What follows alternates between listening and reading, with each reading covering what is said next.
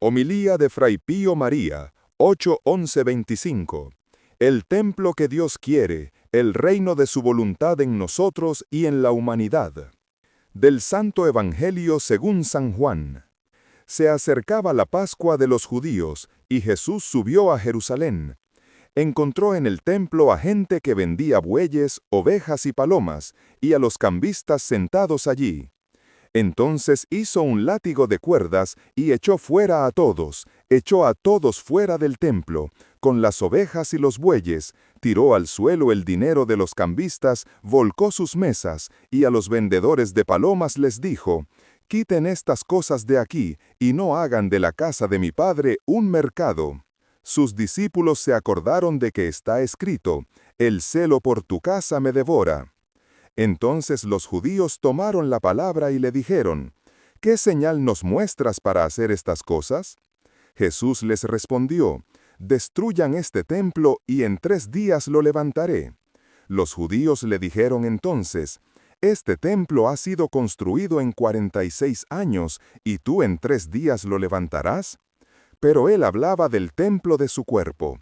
Cuando resucitó de entre los muertos, sus discípulos se acordaron de que había dicho esto y creyeron en la Escritura y en la palabra dicha por Jesús. Palabra del Señor. La palabra del Evangelio borre nuestros pecados. Sean alabados Jesús y María. Como les he dicho, queridos, estamos en este domingo en que celebramos la misa de la dedicación de la Basílica de Letrán, y yo, en este copiar y pegar que les doy esta noche, le he dado un título que concierne precisamente a la Iglesia, al templo. He dicho: el templo que Dios quiere, el reino de su voluntad en cada uno de nosotros y en toda la humanidad. Este es el templo que Él quiere, el templo que Él había creado en los orígenes del mundo, donde todo era su templo. El templo que Dios quiere es el reino de su voluntad en nosotros y en la humanidad. Hoy, como les he dicho, celebramos la dedicación de la Iglesia, signo visible de la morada de Dios en medio de su pueblo. Esto debería ser la Iglesia, signo visible de Dios en medio de su pueblo. Pero cada piedra, cada altar, cada luz encendida en este templo nos remite a un misterio más grande. La Iglesia viviente, la Nueva Jerusalén, es el alma que se deja habitar por el Dios viviente. Somos nosotros el alma que se deja habitar por el Dios viviente. En el Evangelio hemos escuchado a Jesús que entra en el templo de Jerusalén y lo encuentra profanado por el comercio y el ruido humano. Han hecho de mi casa una cueva de ladrones, en cambio yo quería que fuera casa de oración para todos los pueblos, casa de oración para todos los pueblos. Con este gesto profético, él echó fuera a los vendedores y dijo: «No hagan de la casa de mi Padre un mercado». Por eso la Iglesia debería oler a oración. Ustedes saben, he recorrido tantas iglesias, ya me conocen. He impregnado las paredes de oración. Luego viene la gente porque siente el buen aire, el aire de oración, viene a tomar el buen aire. Yo estoy en un pueblo en la provincia de Avellino. En mi pueblo a 700 metros de altura. Venía todo Nápoles porque había buen aire. Y así es también en la iglesia, donde se reza, hay buen aire. No te das cuenta por qué vienen, pero ellos vienen porque toman el buen aire. Y esto quiere Dios de las iglesias. Jesús por eso quería que en las iglesias hubiera buen aire, el de la oración, no un mercado. Jesús no actúa ciertamente por ira, es verdad, no es que Jesús actúe por ira con ese gesto, sino por celo de amor. El celo por tu casa me devorará está en la Escritura. Aquel templo es figura de su cuerpo, pero también de la Iglesia y de cada uno de nosotros que somos llamados a ser templo del Espíritu Santo. Así dice San Pablo, carta a los Corintios capítulo 6 versículo 19. Ustedes son templo del Espíritu Santo, queridos, ¿han entendido? Cada uno de ustedes es templo del Espíritu Santo. Más aún, verdaderamente, ustedes saben que Jesús y Luisa han enseñado una cosa aún más grande, ¿verdad? Se la recuerdo. Si somos templo del Espíritu Santo, quiere decir que nosotros estamos afuera y el Espíritu Santo está adentro. Pero Jesús ha dicho, no, Dios ha dicho, ustedes no solo son templo del Espíritu Santo, sino que Dios se convierte en templo del alma. Es decir, nosotros estamos en Dios, porque si el Espíritu Santo nos posee adentro, pero nosotros afuera, si viene cualquier cosa nos puede tocar. Pero si en cambio estamos en el templo, en Dios, cualquier cosa que venga del exterior no puede tocarnos, porque Dios es nuestro templo. Dios es nuestro templo. En este gesto de Jesús está la purificación que precede a toda renovación espiritual. No puede haber una renovación espiritual sin la purificación. Dios por eso permite las pruebas en nuestra vida para purificarnos. Miren, deben distinguir bien siempre la diferencia entre prueba y tentación.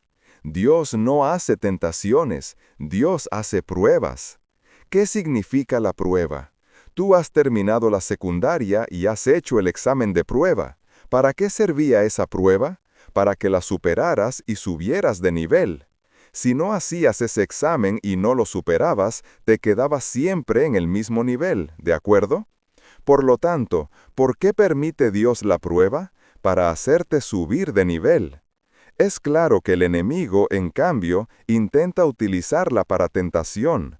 Por eso nosotros debemos cabalgar las pruebas.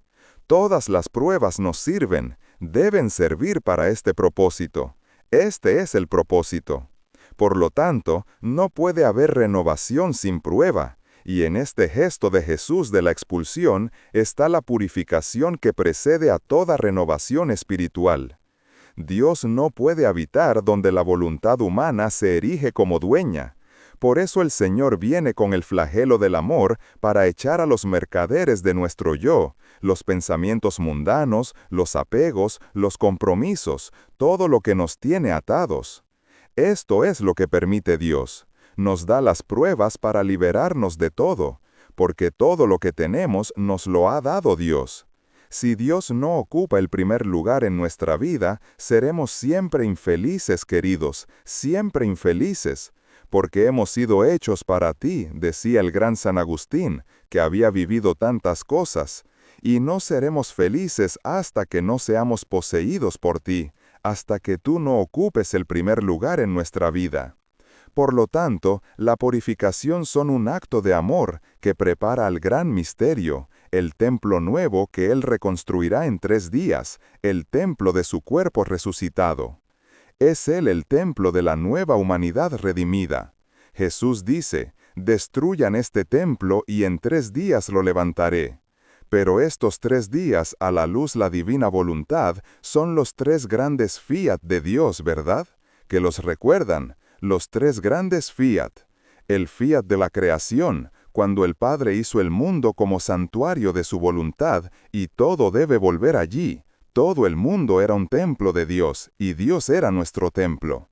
El fiat de la redención, cuando el Hijo reconstruyó lo que el hombre había destruido. El fiat de la santificación, el tercer fiat, el fiat voluntas tua sicut in cielo ed in terra, que el Espíritu Santo quiere volver a realizar, llevando al hombre a vivir en la divina voluntad como en el templo eterno del fiat divino. Queridos, sin embargo, les he dicho que esto debe ser precedido por una purificación personal y cósmica, porque el pecado ha contaminado todo. Y ahora esto, sin embargo, se los hago sentir de inmediato a través de un pasaje, y así comprendan a dónde todo esto debe llevar a la humanidad. Es un pasaje del 20 de noviembre de 1917, dice Luisa, continuando mi estado aún más doloroso, mi siempre amable Jesús viene y huye como un relámpago, y no me da tiempo ni siquiera de rogarle por los tantos males que la pobre humanidad sufre, especialmente mi querida patria, Italia. Estaba en guerra, estamos en 1917, está la Primera Guerra Mundial, por lo tanto es muy actual. ¡Qué golpe para mi corazón la entrada de extranjeros en ella! Creía que Jesús me lo había dicho antes para hacerme rezar. Y si al venir le suplico, me dice, seré inexorable. Si le insisto diciéndole, Jesús, no quieres tener compasión, no ves cómo los pueblos son destruidos, cómo la gente queda desnuda y en ayunas, cómo te has vuelto duro. Y él me responde, hija mía, a mí no me importan las ciudades, las grandezas de la tierra, sino que me importan las almas. Las ciudades, las iglesias, los templos de piedra, si no sirven para el reino del fiat divino, no sirven, queridos. Las iglesias, después de destruidas, se podrán rehacer, pero ¿acaso yo no lo destruí todo en el diluvio y luego no se rehizo de nuevo? Pero las almas, si se pierden, es para siempre, no hay quien me las devuelva de nuevo. Yo lloro por las almas. Han desconocido el cielo por la tierra, y yo destruiré la tierra. Haré desaparecer las cosas más bellas que como lazo atan al hombre. Dice Luisa, Jesús, ¿qué dices? ¿Qué estás diciendo, Jesús? ¿Qué dices? Y Jesús les responde, ánimo, no te abatas, seguiré adelante, y tú ven en mi querer, vive en él, para que la tierra ya no sea tu habitación, sino que tu habitación sea yo, así estarás totalmente segura. Mi querer tiene el poder de volver al alma transparente, y como el alma es transparente, lo que yo hago se refleja en ella. Si yo pienso, mi pensamiento se refleja en su mente y se hace luz, y el suyo como luz se refleja en el mío. Si miro, si hablo, si amo, etc., como tantas luces se reflejan en ella y ella en mí, de modo que estamos en continuos reflejos, en comunicación perenne, en amor recíproco. Y como yo me encuentro en todas partes, los reflejos de estas almas me llegan al cielo, a la tierra, en la hostia sacramental, en los corazones de las criaturas, donde quiera. Siempre luz doy y luz me mandan, amor doy y amor me dan. Son mis habitaciones terrestres donde me refugio de las náuseas que me dan las otras criaturas.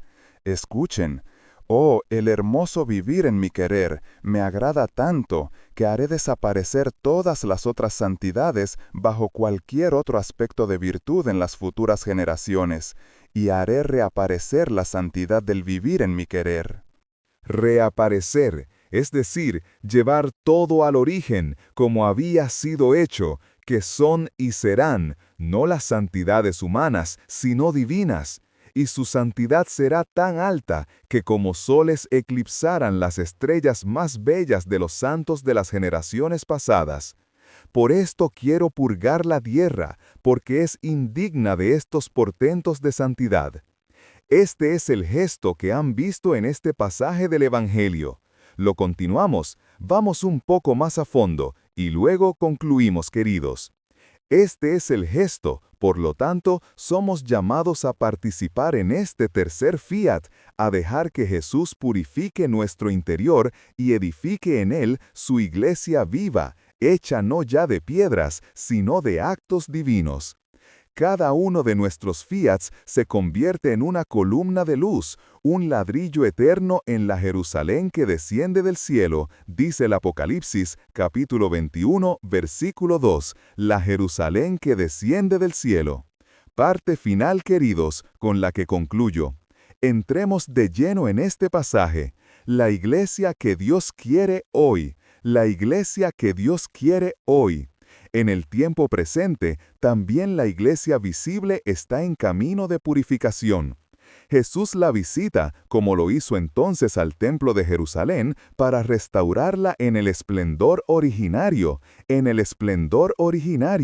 para despojarla de lo que es humano y revestirla del manto de su voluntad divina. La dedicación de la iglesia que celebramos hoy es una profecía.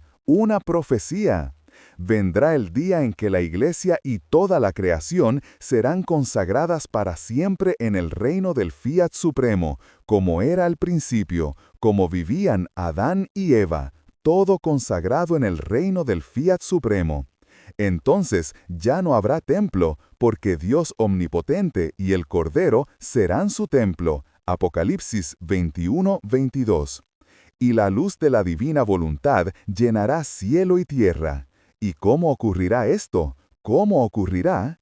Y ahora se los haré sentir y concluiremos con estos dos fragmentos de pasaje del libro de cielo. Les haré sentir cómo ocurrirá esto que ya está en acto. Ya está todo en acto, queridos. Para ver estas cosas en acto, les pongo un ejemplo y entienden bien lo que quiero decir. Estas cosas en acto, ¿saben quién ya las vive? Las ve reales ya. ¿Quién tiene las antenas afinadas? ¿Quién es un hombre de oración? ¿Quién entra en diálogo con Dios? Ve que ya todo está en acto. Les pongo un ejemplo. Supongan que ahora haya una guerra, un inicio de guerra en Trento. Ya están comenzando las primeras escaramuzas de guerra y tú se lo dices a los de Trapani. Oye, miren que aquí está por llegar la guerra. Y los de aquí dicen, todo está tranquilo, todo está calmado. Es verdad, en Sicilia todo está tranquilo, pero en Trento ya ha comenzado el hecho.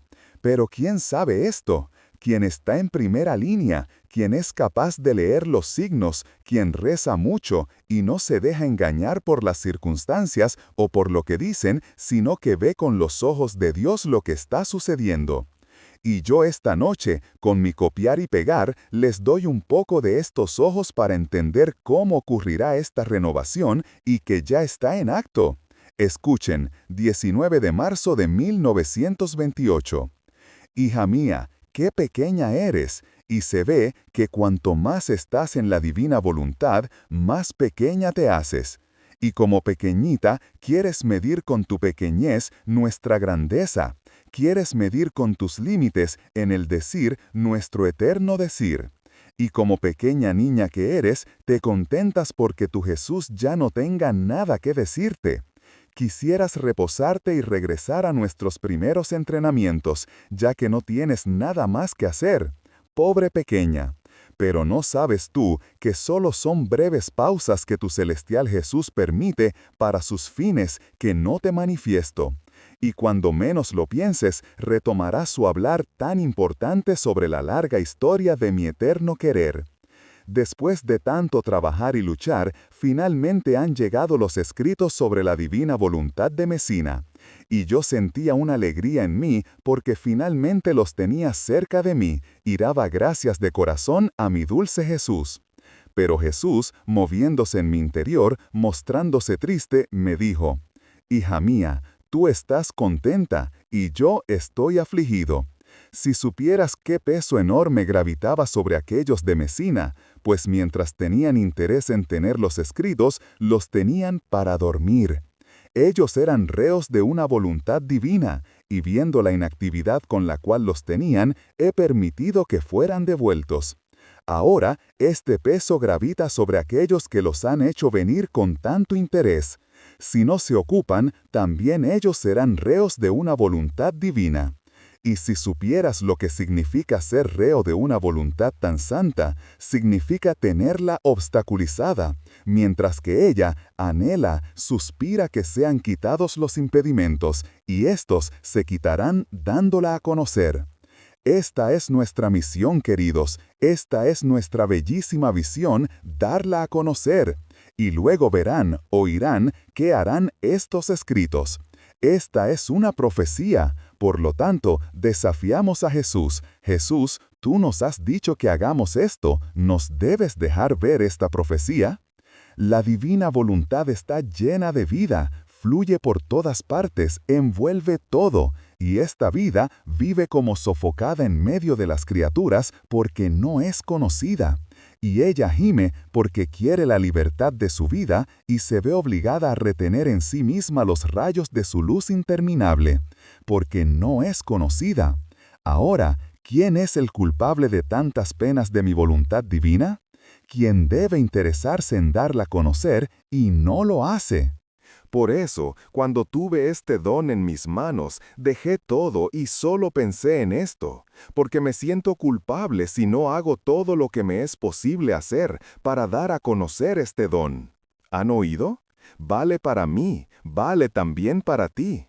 ¿Quién es culpable? Quien debe interesarse en darla a conocer y no lo hace. Y ante todo, ¿cómo se da a conocer? Viviéndola. Por lo tanto, estas horas de oración son preciosas. Este es el momento más alto en que nosotros damos a conocer esto que estamos haciendo aquí ahora. Lo está conociendo todo el cosmos, todo el mundo, todo el universo. Padre, pero ¿quién como dice esto? ¿Nosotros estamos encerrados en una pequeña iglesia aquí en una colina? Y sin embargo, esta es la cosa más grande. Esta es la cosa más grande. Así obra Dios, queridos, así obra de esta manera Dios. Dios con 3 niños en Portugal sacó a Portugal de la Primera Guerra Mundial. Con 3 niños. Dios obra así. Dios no obra con fuegos artificiales, con los estrépitos, con las apariencias, con los likes, con las masas. No, no, no, no. Dios obra así, queridos. Así siempre ha obrado Dios.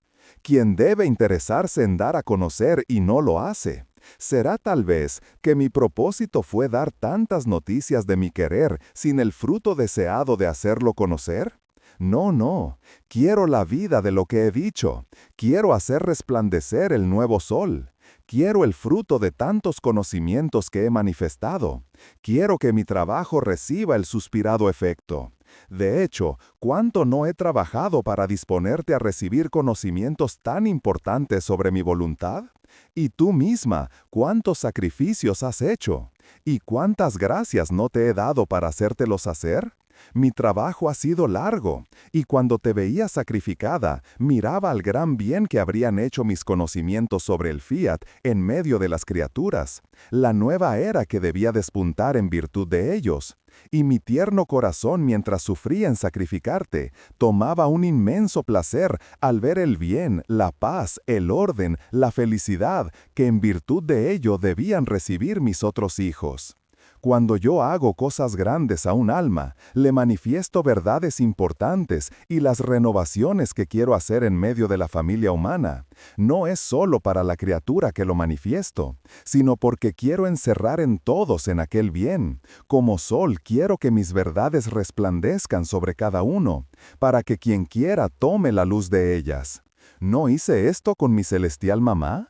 Siempre esta es la fijación de Jesús. Cuando habla de la divinidad, siempre pone en primer plano a ella, a la mamá. Siempre ella, la obra maestra de las obras maestras. Siempre ella en primera línea. Ahora, si ella hubiera querido tener oculta la encarnación del Verbo, ¿qué bien habría traído mi venida a la tierra? Ninguno. Me habría ido al cielo sin dar a nadie mi vida. Y la soberana reina, si me hubiera ocultado, habría sido rea y ladrona de todo el bien y de tantas vidas divinas mías que debía recibir las criaturas. Así serán reos y ladrones de todo el bien que traerán los conocimientos sobre mi fiat divino, porque Él traerá tantas vidas de luz, de gracia, de bienes inmensos, que contiene una voluntad divina. Por eso, grave peso gravita sobre aquellos que deberían ocuparse, si es que continúan dejando inoperantes a los soles tan benéficos de tantas verdades sobre mi eterno querer. Por lo tanto, es necesario escribir sobre mi eterno querer, y si tú fueras la primera en oponerte a dar a conocer lo que concierne a mi voluntad, la primera ladrona de tantos soles serías tú. Escuchen el final, y luego pasamos al pasaje de la iglesia y comprenderán todo. Hija mía, el mundo está como quemado, no hay quien vierta sobre él aquella agua pura que los calme, y si beben, es el agua turbia de su voluntad, que los quema aún más, que los quema aún más. Los mismos buenos hijos de mi iglesia, que buscan hacer el bien, después de haber hecho el bien, no sienten la felicidad del bien, sino más bien el peso del bien, que les trae tristeza y cansancio. ¿Sabes por qué? Porque falta en el mismo bien la vida de mi fiat, que contiene la fuerza divina que quita todo cansancio. Falta la luz, el calor de mi voluntad, que tiene la virtud de vaciar todo peso y de endulzar todas las amarguras. Falta el rocío benéfico de mi fiat, que embellece las acciones de las criaturas y las hace aparecer tan bellas como para poder traerles la vida de la felicidad. Falta el agua de mi querer, que siempre surge y que mientras fecunda en modo divino, da vida y apaga la sed, y por eso beben y se queman de más. Mira, por lo tanto, cómo es necesario que sus conocimientos sean conocidos y se abran camino en medio de las criaturas, para llevar a cada una la vida de mi voluntad, con la fuente de los bienes que ella contiene. Todos sienten, incluso aquellos que se dicen los más buenos, que les falta una cosa necesaria. Sienten sus obras no completas. ¿Es verdad que lo sienten? No completas, yo lo siento, y también ustedes, no completas. Y todos suspiran otro bien, pero ellos mismos no saben qué es. Es la plenitud y totalidad de mi fiat divino que falta en sus actos, y por eso sus obras están como a medias, porque solo con mi querer y en él se pueden hacer obras completas. Por lo tanto, él suspira ser conocido para traer su vida y la plenitud a las obras de sus criaturas. Mucho más. Escuchen, queridos, para que se preparen bien. Luego no digan como hemos dicho en estos años recién pasados, cuando llegó aquella enfermedad, aquella pandemia. Pero yo no me lo esperaba. Mucho más que grandes acontecimientos estoy preparando, dolorosos y prósperos, castigos y gracias, guerras repentinas e inesperadas, todo para disponer a recibir el bien de los conocimientos de mi fiat. Pero si a estos conocimientos los dejan dormir sin ponerlos en medio de las criaturas, miren, yo por eso tengo una gran alegría, porque no los he dejado dormir, los he anunciado en todas las circunstancias, estoy usando para esto todas las circunstancias. Y si los dejan dormir sin divulgarlos en medio de las criaturas, dejarán sin fruto los acontecimientos que estoy preparando. ¿Qué cuenta no me darán, mientras que con estos conocimientos estoy preparando la renovación y la restauración de la familia humana? Por lo tanto, por tu parte, no pongas ningún obstáculo, y sigue rogando que pronto venga el reino de mi divina voluntad sobre la tierra. Pero concluyo con el pasaje final, queridos, que concierne estricta y potentemente a la Iglesia, y que concierne precisamente a la Iglesia de manera completa. Voy sin embargo directamente al corazón, porque me he extendido en otras partes, por lo tanto, voy de inmediato al corazón de este pasaje. Dice Jesús a Luisa el 10 de febrero de 1924. Está hablando del abandono en la divina voluntad, y luego dice: mira entonces cómo es necesario hacer entender que se necesita el pleno abandono para vivir en mi divina voluntad, y tú dices que no era necesario escribir sobre esto. Te compadezco, porque tú no ves lo que yo veo, pero les puedo decir la verdad, yo lo veo. Por eso les he dicho, estas cosas las ven quienes ponen los ojos en los ojos de Jesús. Pongan los ojos en los ojos de Jesús, que se los hará ver también a ustedes. Te compadezco, porque tú no ves lo que veo yo, por eso lo tomas a la ligera. En cambio, en mi omnivisión, veo que estos escritos serán para mi iglesia. Miren cómo la llama Jesús, mi iglesia, y así debemos llamarla nosotros, amarla verdaderamente con todo el ser, esta iglesia. Obedecer siempre, decía San Pío. Yo obedezco a la iglesia cuando me da la caricia, y también cuando me da la bofetada. Es siempre mamá. Obedecer, la obediencia triunfa sobre todo, queridos, la verdad. La obediencia triunfa sobre todo, nos hace cantar, tanto es el bien que espero, que toda pena me es deleite. Por eso yo amo estos escritos, porque hablan de esta renovación total de la iglesia. Estos escritos serán para mi iglesia como un nuevo sol que surgirá en medio de ella, y que atraídos los hombres por su luz fulgurante, se aplicarán para transformarse en esta luz y salir espiritualizados y divinizados, por los cuales se renovará la iglesia y transformarán la faz de la tierra. ¿Han entendido cómo se transforma la faz de la tierra? Renovándose la iglesia, transformarán la faz de la tierra. Y nosotros renovamos la iglesia ¿cómo? Orando, obrando a la luz de estos escritos, ofreciendo, obedeciendo en la verdad, en la transparencia más completa. Obedezcamos a la iglesia, incluso cuando nos persiga, estemos en la iglesia, que se renovará a través de este camino. por lo cual, renovando la Iglesia, transformarán la faz de la tierra. La doctrina sobre mi voluntad es la más pura, la más bella, no sujeta a sombra de materia o de interés, tanto en el orden sobrenatural como en el orden natural. Por eso será a semejanza de sol, la más penetrante, la más fecunda, la más bienvenida y acogida. Y como es luz, por sí misma se hará entender y se abrirá camino, no estará sujeta a dudas, a sospechas de error. Y si alguna palabra no se entiende, será por la demasiada luz que, eclipsando el intelecto humano, los hombres no podrán comprender toda la plenitud de la verdad, pero no encontrarán una palabra, escuchen lo que dice, esta es profecía, no encontrarán una palabra que no sea verdad. A lo sumo, podrán no del todo comprenderla. Por lo tanto, concluyo, queridos, en vista del bien que veo, te incito a que nada dejes de escribir. Ustedes saben que una vez Jesús le dijo a Luisa, mira, que si dejas de hacerlo, luego te pongo una pluma de fuego en el purgatorio. Y San Aníbal María de Francia, que había entendido la grandeza de estos escritos y amaba a la Iglesia, y entendía que así sería renovada la Iglesia, amaba a la Iglesia y la quería renovada completamente, le decía a Luisa, escribe todo, te lo recomiendo, ¿no te acuerdas que te dijo Jesús? Te lo digo yo también, mira que debes poner una pluma de fuego luego en el purgatorio, escribe todo, no dejes pasar nada. Un dicho, un efecto, una similitud sobre mi voluntad puede ser como un rocío benéfico sobre las almas, como es benéfico el rocío sobre las plantas después de un día de sol ardiente, como una lluvia torrencial después de largos meses de sequía. Tú no puedes entender todo el bien, la luz, la fuerza que hay dentro de una palabra, pero tú Jesús lo sabe y sabe a quién debe servir y el bien que debe hacer. Aquí está la visión que pronto será manifestación. Ahora, mientras decía esto, me hizo ver en medio de la iglesia una mesa, y todos los escritos sobre la divina voluntad puestos encima. Muchas personas venerables rodeaban aquella mesa, y salían transformadas en luz y divinizadas, escuchen lo que sucedía.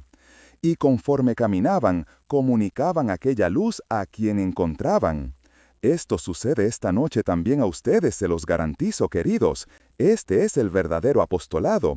Ustedes, sin darse cuenta, se empapan de estas maravillas y salen afuera transformados en luz y divinizados. Escuchen. Y Jesús añadió a Luisa, pero no a nosotros. A Luisa será allá. Para nosotros será aquí. Para Luisa será allá. Y Jesús añadió, tú lo verás desde el cielo, Luisa, el gran bien, cuando la Iglesia reciba este alimento celeste. He aquí, quien ama a la Iglesia. Yo amo a la Iglesia hasta el fondo. Por eso estoy hablando de este alimento, porque solo éste renovará a la Iglesia. ¿Han oído? Quien ama a la Iglesia siente que esta es toda la verdad. Escuchen.